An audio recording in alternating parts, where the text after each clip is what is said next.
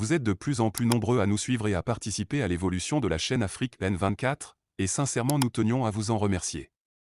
Nous lisons tous vos commentaires qui enrichissent le débat et vraiment nous vous demandons de nous soutenir, en aimant les vidéos pour une large diffusion, et pour continuer à avoir une ligne éditoriale indépendante, et vous proposer de nouvelles émissions toujours de plus en plus enrichissantes. Ne restons pas passifs, soyons actifs. Merci et à bientôt. Des effets militaires burkinabés trouvés à l'ambassade de France. Pourquoi faire? Bienvenue dans ce nouveau reportage spécial, où nous plongeons au cœur de l'affaire des effets militaires burkinabés trouvés à l'ambassade de France au Niger. Cette découverte suscite de nombreuses interrogations et polémiques dans un contexte diplomatique déjà tendu entre Niamey et Paris. Suivez notre enquête pour découvrir ce que l'on sait jusqu'à présent.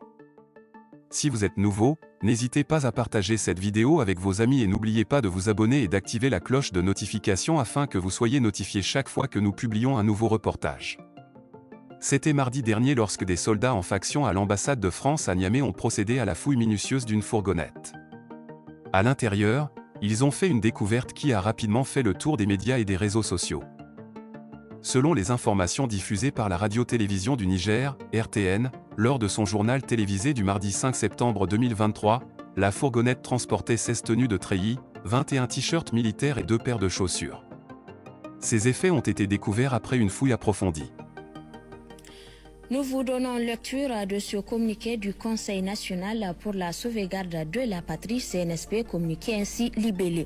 Au niveau de l'ambassade de France, aux environs de 19h30, une fourgonnette a amené des meubles et quelques matériels appartenant à un Français ayant déménagé de son domicile en ville pour l'ambassade. Ainsi, après avoir minutieusement fouillé, le véhicule a accédé à l'ambassade. À la sortie, lors de sa fouille, les agents ont constaté 16 tenues treillis, 21 t-shirts militaires et 2 chaussures Rangers. La fourgonnette ainsi que les tenues ont été mises à la disposition de la brigade de recherche de la gendarmerie sous escorte de la police nationale et de la gendarmerie. Communiqué signé par le CNSP. C'est aux environs de 19h30 qu'une fourgonnette a amené des meubles et quelques matériels appartenant à un Français ayant déménagé de son domicile en ville pour l'ambassade. Après une fouille minutieuse, le véhicule a accédé à l'ambassade, mais à sa sortie et après une seconde fouille, les agents ont constaté ces objets. Cette découverte a rapidement enflammé les réseaux sociaux, suscitant un débat passionné. Certains ont vu en cette affaire une confirmation de l'accusation selon laquelle la France soutiendrait le terrorisme au Sahel. D'autres, adoptant une rhétorique complotiste, ont suggéré que la France préparerait une agression contre le Niger sous l'égide de la CEDEAO, en utilisant des subterfuges pour infiltrer le pays. Cependant, des sources proches des services consulaires français à Niamey ont fait circuler une autre version de l'affaire. Selon elles, il s'agirait des effets d'un coopérant militaire français ayant récemment servi au Burkina Faso avant d'être déployé au Niger. Des images ont été présentées pour étayer cette version, mais les interprétations demeurent diverses, sans confirmation officielle à ce jour. Cette affaire intervient alors que les tensions diplomatiques entre le Niger et la France étaient déjà à un niveau critique. Suite à l'ordonnance de l'expulsion de l'ambassadeur français par les nouvelles autorités nigériennes, des mesures de sécurité strictes ont été mises en place à l'ambassade de France à Niamey. Tous les véhicules entrant ou sortant sont systématiquement fouillés par les forces nigériennes. Dans cette atmosphère tendue, l'Union européenne a réagi en exprimant ses préoccupations. Elle a dénoncé et regretté les entraves à la liberté de circulation de l'ambassadeur de l'UE à Niamey Salvador Pinto da França, qui devait se rendre à l'ambassade de France.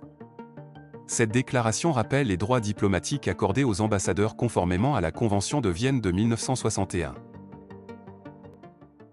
Niger, déclaration de la porte-parole sur les entraves à la liberté de circulation de l'ambassadeur de l'UE.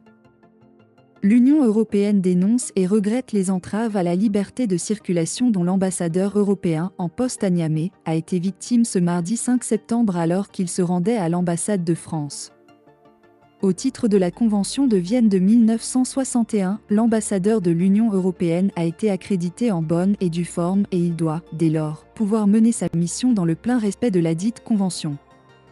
Selon nos informations, l'ambassadeur de l'UE au Niger, Salvador Pinto da França, ainsi que celle d'Espagne ont tenté d'accéder dans les locaux de l'ambassade de France au Niger depuis quelques jours. Les forces de défense et de sécurité, FDS, ont imposé un quasi-blocus en fouillant systématiquement tout véhicule qui y sort ou entre. Face au refus des diplomates européens de se conformer à cette fouille, les militaires en faction leur ont catégoriquement refusé l'accès à l'ambassade française où, selon les mêmes sources, se trouverait l'ambassadeur Sylvain Ité et sa femme.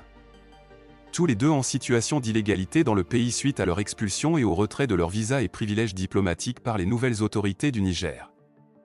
Pour rappel, suite à la décision des autorités nigériennes de retirer l'agrément diplomatique et d'expulser l'ambassadeur français, l'UE avait dans une précédente déclaration datée du 28 août 2023 estimé que la décision des putschistes d'expulser l'ambassadeur de France est une nouvelle provocation qui ne peut aucunement aider à trouver une solution diplomatique à la crise actuelle. L'UE a aussi exprimé son plein soutien à l'ambassadeur de France et rappelé qu'elle ne reconnaît pas et ne reconnaîtra pas les autorités issues du putsch au Niger. Rappelons qu'au même titre, selon l'article 9, alinéa 2 de la Convention de Vienne, si l'État accréditant refuse d'exécuter cette obligation de rappel, l'État accréditaire peut refuser de reconnaître la personne en question comme membre de la mission diplomatique. Cela signifie que l'ambassadeur perdrait son immunité diplomatique et pourrait être arrêté à tout moment. Cette situation crée un précédent potentiellement dangereux, remettant en question les fondements du droit international. Alors que les enquêtes se poursuivent pour éclaircir les circonstances de cette affaire, elles continuent d'amplifier les tensions entre le Niger et la France.